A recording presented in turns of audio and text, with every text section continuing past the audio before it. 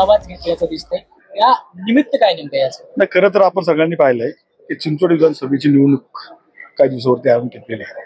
म्हणून मी एक कार्यकर्त्यांची बैठक बोलवली होती, पण फक्त माझ्या प्रभागापुरती होती. तुम्ही सगळ्यांनी पाहिलं असेल की कार्यकर्त्याची बैठक न होता ती मेळाव्यात रूपांतर झालं. मग त्याच्यातून लोकांचे प्रश्न बरेच काय होते ते घेतले. खरं तर माझी संपूर्ण तयारी चालली आहे की चिंचवड विधानसभेसाठी पक्षश्रेष्ठींनी मला 4 वेळा डावललं. खरं तर 2दा महापौर करतो म्हणून सांगितलं, एकदा स्टँडिंग कमिटी करतो म्हणून सांगितलं, एकदा पक्षनेता करतो म्हणून. तर काही कारणास्तव मला त्यांनी डावललंय. मला वाटत नाही की यावेळेस मला पक्ष डावले. मी भारतीय जनता पार्टीकडनंच सर्वांचा प्रयत्न करतोय मी तिकीट मिळण्याचा, आणि मला वाटत नाही यावेळेस मला पक्ष डावलतो. तुम्हाला तर मोठं आव्हान समोर आहे. शहराध्यक्ष विद्यमान आमदार एकाच घरात वाद सुरू झाला, तर तुम्ही आता दावा केला. खरं तर या संपूर्ण शहराला माहिती आहे की स्वर्गीय लक्ष्मणभाऊ जगताप असताना या मतदारसंघामध्ये त्यांनी 3 निवडणुका फक्त विधानसभेची लढवल्या.